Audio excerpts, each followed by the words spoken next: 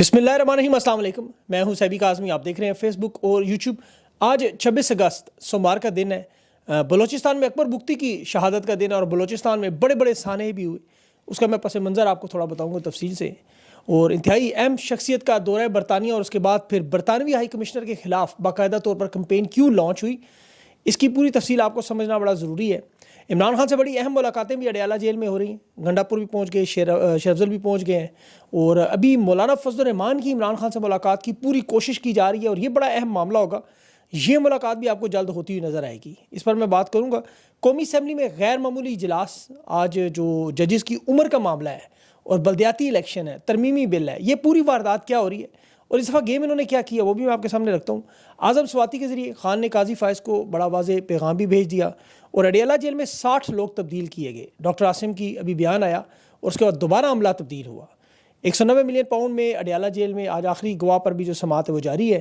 और Donald Trump और इमरान खान की ट्वीट्स में हैंडलर्स का जिक्र, ये क्या मामला है? डॉक्टर आफिया के मामले पर भी खुफिया इदारों ने अगवा आज तस्लीम किया और ओरिया मकबूल जान अपना केस खुद इस वक्त लड़ रहे हैं। उनके रिमांड पर समात का मामला चल रहा है और कैदियों में से आज एक और कैदी घर पहुंच गया। इन तमाम खबरों की तफसील से अगर मैं बात करूं तो सबसे पहले जो है मामला वो बलूचिस्तान के हालात देखें। मूसा खेल में 23 पाकिस्तानियों की शहादतें, कलात में पुलिस और लेविस के 5 अफराद जहाँ बाक हुए, बोलान में रेलवे का पुल, और आज 26 अगस्त है, नवाब अकबर बुख्ती की उस वक्त की रियासत ने मुशर्रफ ने शहीद किया था। और उस वक्त भी देख लें जो किया गया। आज बलूचिस्तान आग में जल रहा है, पाकिस्तानियों का दिल खून में जल रहा है और समझ नहीं आ रही आग कैसे बुझाई जाए। रियासत बहुत कुछ कर सकती है। उस वक्त एक जूनियर अफसर को अगर ना बचाया जाता, कानून और आइन पर चलते, तो आज सब कुछ ये ना होता।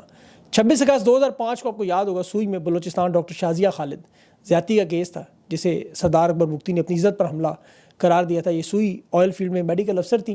कैप्टन हमाद, आपको याद होगा, मैं इस पर ज़्यादा तफसील में जाता कि कमरे में दाखिल हुआ और फिर बाहर गार्ड्स पैरा देते रहे। सुबह उन्होंने इतला दी तो उन्हें ही कहा गया कि अपनी ज़बान बंद करो। 3 दिन तक नशावर अद्वियात दे के बेहोश करते रहे, दिमागी अमराज के अस्पताल में दाखिल कर दिया। लेकिन इस अपने खामन के ज़रिए जो लिबिया में था उस वक्त रब्ता किया और फिर बलोच सरदार अकबर बुख्ती ने, जो ख़वातीन को अपनी इज़्ज़त समझते हैं, और डॉक्टर शाजिया तो उनका आबाई इलाका सूई था, ये याद रखें। फिर कबाइल में इश्तियाल फैला, गुस्सा हुआ और डॉक्टर हमाद कैप्टन हमाद जो है उसे सज़ा मिलनी चाहिए थी, कानून के कटहरे में खड़ा करते हैं, लेकिन वो सबूत बल्कि उन्होंने मिटा दिए। डॉक्टर शाजिया का BBC को इंटरव्यू पड़ा हुआ है, मुशर्रफ से भी पूछा गया था तो कहता था पैसा कमाने के लिए, गैर मुल्की नेशनैलिटी के लिए सब कुछ करते हैं। जिस तरह आज भी इस तरह की बातें होती हैं। एक जूनियर अफसर को बचाने के लिए पूरे इदारे की नेकनामी, इज़्ज़त और बलूचिस्तान को आग और खून के दरिया में मुशर्रफ डुबो गया। आज शायद वो जहन्नम के किसी आला दर्जे पर फायज होगा, अपनी सज़ा भुगत रहा होगा। लेकिन ये जो शहादतें हैं, ये छोटे छोटे ममालिक में अगर इस तरह का सानिया हो तो उस मुल्क पे क़यामत टूट पड़ती है। इस्तीफ़ों का अंबार लग जाता है। सिक्योरिटी इदारे सारे इस्तीफ़े दे के हाथ उठा के कहते हैं हमारे पास का काम नहीं है। यहाँ सब कुछ नॉर्मल चल रहा है, किसी को कोई परवाह ही नहीं। 23 लोग, 25 लोग, 50 लोग, जितने लोग मर्जी हों, ये वाकई ये जुर्म है, बहुत बड़ा जुर्म है। देखें जिस तरह डॉक्टर आफिया के लोगों ने 3 बच्चों के समेत अफगानिस्तान भेज के आज तस्लीम कर रहे हैं इदारे कि मुशर्रफ ने पैसे पकड़े थे, डॉलर पकड़े थे, अगवा करके अमेरिका के हवाले किया। इसी तरह पाकिस्तान के देख लें, 4000 लोग से ज़्यादा लोग बेच चुके हैं, या सूई में या बलूचिस्तान में, जो को वज़ीरिस्तान में ये जो आग लगी हुई है खैबर पख्तूनख्वा तक, रोज़ाना शहादतें। कच्चे का इलाका देख लें, वहाँ नहीं संभाला जाता। मुल्क की सबसे बड़ी पार्टी सिर्फ तोड़ने के लिए और आग लगा देना बस, और उसे बुझाना फिर कितना मुश्किल काम है। बहरहाल इस पर फिर बात करेंगे आगे। अब अडयाला जेल में शेरअफजल मरवत की आज मुलाकात और अली अमीन गंडापुर की मुलाकात भी हो रही है।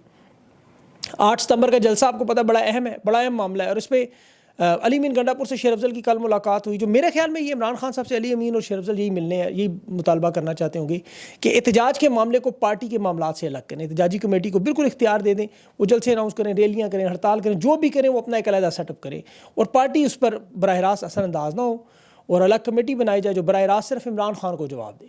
ये शायद इनका मुतालबा हो, लेकिन शायद पता नहीं इमरान खान मंजूर करते हैं नहीं। तहरीक इंसाफ का जो 8 सितंबर का जलसा है, ये बड़ा अहम मामला है। लेकिन मेरे ख्याल में तहरीक इंसाफ को 8 सितंबर के बाद जो अगला जलसा है वो कच्चे के इलाके में रख देना चाहिए, ताकि वहाँ पक्के के डाकू पहुँचे तो कम अज़ कम उनकी कच्चे पक्के की लड़ाई हो और मामला आवाम को समझ आए कि कौन इनमें से असल डाकू है। दोनों खुद ही आपस में निपटें, आवाम को कम अज़ कम छोड़ दें। आवाम को ये देखें जिस तरह मतलब कोई ना कोई हर बहाने से तबाही और बर्बादी का सिलसिला चल रहा है। اور اس کے بعد ایک جلسہ بلکہ مستونگ میں رکھ دیں, بلوچستان میں رکھ دیں, ان علاقوں میں رکھیں جہاں دہشت گردی ہے. ایک تو امن کا پیغام جائے, دہشت گردوں کی حوصلہ شکنی ہو, اور طاقتور سہولت کار بھی جو ہے وہ بجائے تحریک انصاف اور عمران خان پر اپنا زور لگانے کے وہاں جا کے لگائیں زور. آج ابھی میں ڈونلڈ ٹرمپ کی ایک ٹویٹ دیکھ رہا تھا, اس میں اس نے ہینڈلرز کا ذکر کیا. خان کی ٹویٹ دیکھ رہا تھا, اس میں بھی ہینڈلرز تھا. ادھر بھی بائیڈن کو فائدہ ہوا, ادھر بھی نواز شریف زرداری کو. تو اصل سہولت کار جو پیچھے بیٹھے ہوئے ہیں, جو عوام کا مینڈیٹ جو جیت کر آئے اسے آنے نہیں دیتے, یہ جو انٹرنیشنل اسٹیبلشمنٹ ہو, جنہوں نے جنگوں میں اپنا اسلحہ بیچنا ہو, یا لوکل اسٹیبلشمنٹ ہو, دلیا سیمنٹ سے لے کے بڑی بڑی امپائر بنانی ہو, یہ اصل مال ہی جنگوں میں یا تیل کی اسمگلنگ میں یا ان معاملات میں. عمران خان کے خلاف بھی یہی معاملات چل رہے ہیں. عمران خان جوڑنے کی بات کرتا ہے, وہاں یہ جا کے توڑ دیتے ہیں. سہولت کار جو آصف زرداری نواز شریف صاحب کو لاتے ہیں, ان کی کوشش پوری یہی ہے. یہی معاملہ وہاں ڈونلڈ ٹرمپ کا بھی ہو رہا ہے. اب دیکھیں ڈاکٹر عاصم نے کل بیان دیا کہ ماشاءاللہ خان فٹ ہے, تگڑا ہے. انہوں نے جیل کا, اڈیالہ جیل کا عملہ بدل دیا, اور اس دفعہ وہ لوگ بدلے جو خان کا کھانا چیک کرتے تھے. تحریک انصاف کے رہنماؤں کی طرف سے بڑی سخت تشویش کا اظہار کیا جا رہا ہے, اور اڈیالہ جیل میں 2 بار 3 افسران کو بدلنا اس طرح, اور یہ تبدیلیاں جس طرح ہو رہی ہیں. دیکھیں اب تو لگتا ہے انہیں روبوٹ ہی ملیں گے, چین سے مانگ لیں, وہاں سے جا کے وہ کھڑے کر دیں, کیونکہ خان کے پاس تو جو اڈیالہ جیل میں جا رہا ہے وہ اسی کا ہو رہا ہے. وہ جو اس کی باتیں سنتا ہے اس کے ٹراس میں آ جاتے ہیں. انہیں سمجھ نہیں آ رہی کہ سپرنٹینڈنٹ بدلا, ڈپٹی سپرنٹینڈنٹ بدلا, صفائی والا بدلا, 60 لوگوں کو بدل دیا, اب دوبارہ کھانے والے بھی بدل دیے. الزام سب پہ کیا ہے؟ یہ خان کے مرید بن گئے. یہ بالکل ایسے ہی ہے جیسے ڈونلڈ ٹرمپ کو بھی وہاں یہی کہتے ہیں کہ یہ ہپناٹائز کرتا ہے لوگوں کو, خان کو بھی کہتے ہیں جادو کرتا ہے, اور اس کا جادو سب کو پتہ ہے کیا ہے, بڑا آسان جادو ہے. ایاک نعبد و ایاک نستعین. وہ ایک کہتے ہیں تو لوگوں کا دل و دماغ پھر جاتا ہے, کیونکہ دل اللہ کی 2 انگلیوں میں نا. ایاک نعبد و ایاک نستعین کا مطلب آپ پڑھیں, آپ سمجھیں, آپ کو سمجھ آ جائے گی. یہ ایک کرنل صاحب کا ذکر کرتے ہیں خان کی جیل میں, اس کا ماموں نون لیگ کا MP فارم 47 میں الیکشن بھی جیتا ہوا ہے. بہرحال وہ نفسیاتی اور جسمانی طریقے سے خان کو توڑنے پہ کبھی پنکھا بند, کبھی 1000 واٹ کا بلب لگا دینا, کبھی اونچی آوازوں میں شور مچانا, کبھی باسی کھانا دینا, فوڈ پوائزنگ کروانا, کبھی دانت نہ چیک کرنے دینا. اب وہ خان کہہ رہے ہیں میرے کانوں میں سیٹیوں کی آواز آتی ہے. تو یہ جسمانی اور اعصاب توڑنے کی کوشش ہے, لیکن خان کو اللہ نے حوصلہ دیا ہے. اسی حوصلے کی امید پہ پاکستان کی قوم کو حوصلہ ملتا ہے, یاد رکھیں. اور پھر جب یہ ان کے سہولت کار, ابھی میں آپ کو جین میریٹ کی تفصیل جو بتا رہا تھا شروع میں, یہ وہی واردات ہے. اب جین میریٹ کے خلاف انہوں نے مہم کیوں شروع کی کہ یہ خان کے معاملات ہیں سارے. دیکھیں اس کے اوپر الزام تو انہوں نے بظاہر یہ رکھا ہوا کہ اندرونی معاملات میں مداخلت کر رہی ہے, خان کی رہائی کے لیے لابنگ کر رہی ہے, بلکہ جنرل فیض کی رہائی کے لیے بھی انہوں نے کہا جین میریٹ کوشش کر رہی ہے. یہاں یہ بھول گئے کہ رجیم چینج آپریشن سے لے کر اب تک پچھلے ہفتے مریم نواز اور نواز شریف سے جین میریٹ کی ملاقات ہوئی. 13 سے زیادہ ملاقاتیں ان سب لوگوں سے. رجیم چینج آپریشن کے کرداروں کو دیکھیں تو تحریک انصاف سے تو اس کی ایک ملاقات ہوئی ہے, رؤف حسن وغیرہ سے. یہ برطانوی سفیر پاکستان میں جس طرح امریکہ کا ڈونلڈ بلوم, ان کا بڑا اہم کردار, رجیم چینج آپریشن میں تو بڑا ہی اہم کردار تھا. انہوں نے وہ کام کیا جو جنرل فیض نے افغانستان میں جا کے حکومت بنائی, انہوں نے پاکستان میں بنائی ان لوگوں نے. تو کردار کشی کی اب مہم اس کی کیوں شروع ہوئی؟ 3-4 وجوہات ہیں. ایک تو عمران خان آکسفورڈ کا الیکشن لڑ رہا ہے یونیورسٹی کا. آپ کو پتہ ہے نون لیگ کے ان کے رہنما باقاعدہ طور پر سر توڑ کوشش کر رہے ہیں کہ کہیں آکسفورڈ کا الیکشن اگر خان جیت گیا تو ان کی تو میاں ڈوب جانی ہے. تو اب ان کو یہ لگتا ہے کہ یہ ایک بیانیہ بنایا جائے, جو کیونکہ ایک زیادہ تر پڑھے لکھے لوگ نہیں, یہ حقیقت ہے, میں آپ کو سچ کہہ رہا ہوں.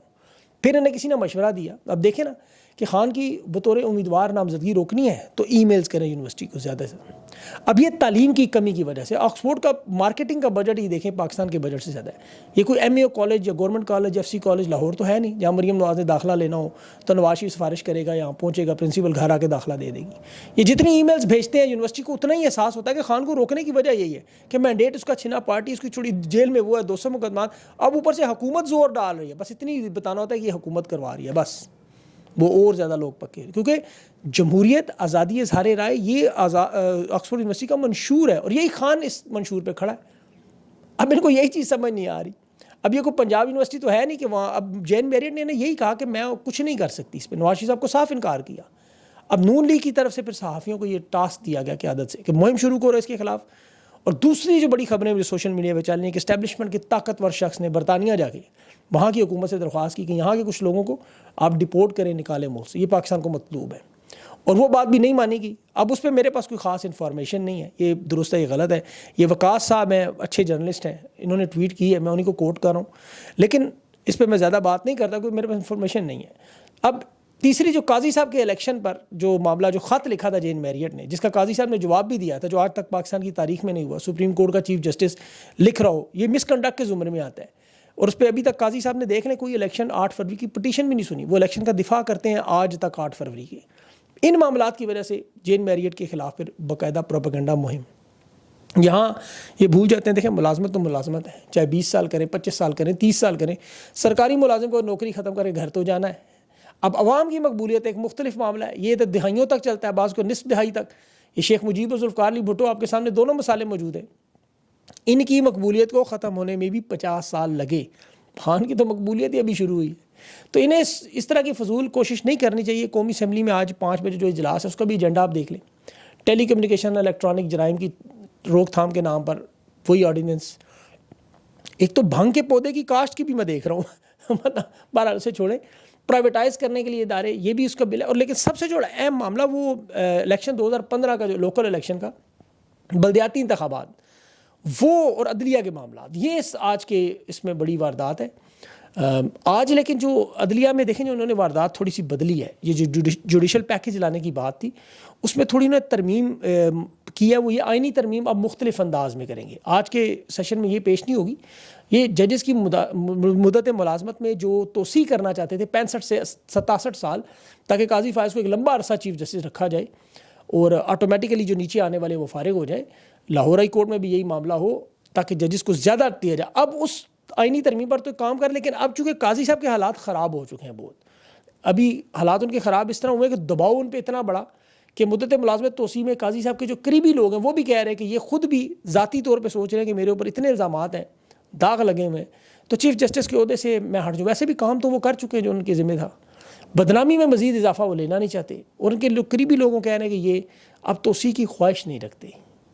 لیکن دوسری تجویز جو اعظم نذیر تارڑ نے پھر یہی حکومت کو پیش کی کہ پھر کیوں نہ ہم ججز کی جو دورانیہ ہے ان کی مدت کا وہ 65 سے ان کی عمر کا 65 سے 62 کر دیں. جوڈیشل کمیشن پروسیجر ایکٹ میں تبدیلی کریں. چیف جسٹس سمیت تمام ججز کی نوکری میں ہم کم کریں ٹائم, 3 سال زیادہ کرنے کی بجائے. منصور علی شاہ کی عمر ہے 61 سال, منیب اختر صاحب کی عمر ہے 60 سال, اور یحییٰ آفریدی صاحب کی عمر ہے 59 سال. تو تینوں ججز جو قاضی صاحب کے بعد ہیں, قاضی صاحب کی عمر ہے اس وقت 64 سال, سب سے سینئر ہے. 25 اکتوبر 2024 کو یہ 65 کے ہو کے فارغ ہوں گے. اب اس حساب سے دیکھیں تو منصور علی شاہ کے پاس 3-4 سال بنتے ہیں, منیب اختر صاحب کے پاس 5 سال بنتے ہیں, اور یحییٰ آفریدی کے پاس 6 سال بنتے ہیں. لیکن اگر یہ مدت ملازمت اگر 62 کر دی جائے عمر ریٹائرمنٹ کی, تو اس کے بعد بھی منصور علی شاہ کے پاس 1 مہینہ پھر بھی بچتا ہے. منیب اختر کے پاس تو پورا 1 سال ہوگا, باقی ججز کے پاس بھی کافی ٹائم ہے. تو لیکن یہ پھر بھی کچھ ججز کو ہٹانے میں کامیاب ہو سکتے ہیں, لیکن آئینی اور قانونی طریقے سے نہ ہو تو پھر جسٹس منصور علی شاہ کو پرانی ریکارڈنگ دکھا کے, پرانے کیسز کے ریفرنس ڈال کے, مس کنڈکٹ ڈال کے, جس طرح جسٹس اعجاز الحسن سے زبردستی استعفیٰ لیا, مظاہر النقوی سے زبردستی استعفیٰ لیا, جسٹس منیب اختر یا یحییٰ آفریدی سمیت تمام لوگوں سے اس طرح استعفے لے کے اپنے ججز کے لیے راستہ بنائیں. یہ 5 سال کسی طرح ان کی حکومت کے پورے کرنے کی پوری واردات کی ان کی یہ اسکیم ہے. اور راستہ روکنے کے لیے لیکن ان کے سامنے سب سے بڑی رکاوٹ معیشت, پاکستان کی عوام, سیاسی عدم استحکام, اندرونی معاملات اور بیرونی جو بھی امریکہ سے ہونے ہیں. IMF نے ابھی تک پیسے نہیں دیے, یاد رکھیں, $26 ارب واپس کر رہے ہیں. اندرونی سطح کے حالات, کچے کے ڈاکو, پولیس کے جوان 12 جوان شہید کرتے ہیں. بلوچستان میں 25 لوگ شہید ہو رہے ہیں. پورے ملک میں دفعہ 144 لگی ہوئی. اور نوجوانوں کے پاس ایک ہی کام تھا تھوڑا بہت, وہ انٹرنیٹ فری لانسنگ کا کام تھا, یا تفریح بھی کسی حد تک تھی, وہی تھی. کرکٹ تو ختم ہوگی کل. اب حکومت اس غیر قانونی وجود کا طول دینے کی صرف اور صرف لڑائی کر رہی ہے, اور ہر گزرتے دن پہ کوشش یہ ہے کہ اس اقتدار میں مزید وقت بس گزار لیں. اور اندرونی سطح پر یہ اپنی صرف مدت ملازمت, ٹرانسفر, پوسٹنگ, انہی معاملات پہ اس وقت صرف تھوڑی تھوڑی نوکریوں پہ لڑنے ہیں. خان نے جو آج اعظم سواتی کے ذریعے بھی قاضی صاحب کو پیغام دیا ہے کہ ہمارے کیسز سے الگ ہو جائیں, کیونکہ قاضی ابھی تک الگ ہونے کو تیار نہیں ہے. اب عمران خان کا توشہ خانہ کیس کا آخری گواہ ہے, اس پہ جرا ہے, وہ انشاءاللہ یہ کیس بھی فارغ ہونے جا رہا ہے. اس کے بعد عمران خان کے اوپر 9 مئی کے معاملات بھی آپ کے سامنے کلیئر ہو رہے ہیں. اور ایسے حالات میں جو حکومت کو سب سے بڑا خطرہ ہے وہ اسٹوڈنٹس کا. یہ نام سنتے ہیں خوف آتا ہے, پتہ نہیں اتنا خوف کیوں ہے. ISF, انصاف یوتھ ونگ اور پاکستان طلباء آرگنائزیشن, یہ تینوں, میں نے تھوڑی سی کوشش کروں گا اس پہ کوئی انٹرویو پورا پروگرام آپ کے سامنے رکھوں تاکہ سمجھ آئے معاملہ ہے کیا. انہیں لیکن صرف خوف بڑا ہے اسٹوڈنٹس کا نام سن کے. ISF کے ابھی صدر امجد شاہ, وہ میں دیکھ رہا تھا ویڈیو, یونیورسٹیز کے مختلف طلباء اور ان سے صدور سے ملاقاتیں کر رہے ہیں, وہ باقاعدہ ویڈیو تھی پوری, اس میں تمام یونیورسٹیز کے عہدیدار اکٹھے ہو رہے ہیں. یہ اصل میں آرگینک تحریک ہوتی ہے اسٹوڈنٹ, جو خود نکلتی ہے, اس کو کوئی چلا نہیں سکتا. اور اس پہ میں نے دیکھا تھوڑی بات چیت ریسرچ کی ہے کہ ISF تحریک انصاف کا بھی حصہ نہیں, یہ براہ راست عمران خان کو جواب دے, اور یہ خان کی رہائی اور مینڈیٹ اور مطالبات چاہتے ہیں. اب جو باقی طلباء تنظیمیں تھیں ماضی میں, مسلم اسٹوڈنٹ فیڈریشن تھی, پیپلز اسٹوڈنٹ فیڈریشن تھی, JUI, ATI, جمعیت, یہ ساری آپ کو پتہ ہے ایک وقت میں بڑے گروپ تھے. اب وہ سیاست میں چونکہ ایکٹیو نہیں ہے، ان کا کردار ختم ہو چکا ہے، تو پاکستان کا جو 64% نوجوان ہے، اس 64% کا 80 سے زائد فیصد جو ہے عمران خان کے ساتھ کھڑا ہوا ہے. تو اسی لیے آپ کو ہر طرف ISF IYW نظر آتی ہے، انصاف یوتھ ونگ نظر آتی ہے. تو یہ وہی نوجوان طلباء ہیں جو اپنے مستقبل کے لیے پریشان ہیں. دیکھیں اب طلباء کسی بھی جماعت کو، اس کا مستقبل سب سے اہم ہے. یہاں بے روزگاری اور مہنگائی اور ان حالات سے جو تباہی اور بربادی مچی ہوئی ہے، وہ طلباء کو آگے مستقبل نظر ہی نہیں آ رہا. میں نے کل ایک ویڈیو پوسٹ کی، پشاور میں ایک AA انٹرنیشنل ریلیشن کا بندہ گٹر صاف کر رہا تھا، بزرگ نواز شریف کے دور میں، وہ کہہ رہا تھا میرے ساتھ یہ ہوا. تو یہ نوجوانوں کو نظر آ رہا ہے فری لانسنگ ان کی ختم ہو گئی، اور ڈنکی لگا کے یا وہ یورپ جائیں یا اور کیا جائیں. تو انہیں پھر نظر آتا ہے ان حالات میں ہم جب تک یہ حکومتی معاملات نہیں بدلیں گے، کوئی لوگ صحیح نہیں آئیں گے. ڈاکٹر یونس ابھی بنگلہ دیش میں ہے، ہماری قسمت بہتر نہیں ہو سکتی. وہ اپنی قسمت کے لیے لڑ رہے، وہ خان کے لیے بھی لڑ رہے ہیں، لیکن ان کی اپنی قسمت اس پہ دار و مدار ہے. وہ دیکھتے ہیں کہ خان آئے گا، پالیسیاں بنیں گی، معیشت بہتر ہوگی، حالات بہتر ہوں گے، امن و امان ہوگا، جس طرح خان کے دور میں امن و امان تھا، تو معاملات ٹھیک ہوں گے. ابھی اور بھی بہت ساری خبریں ہیں. ابھی عمران خان کی ڈیالوجی میں بات چیت ہے، لیکن وہ سارا میں انشاءاللہ اگلے ویلاگ میں کور کروں گا. ویڈیو بہت لمبی ہو جائے تو لوگ تنگ پڑ جاتے ہیں، اس لیے کوشش کروں گا اگلے ویلاگ میں جو. اپنا خیال رکھیں، مجھے اجازت دیں. اللہ حافظ.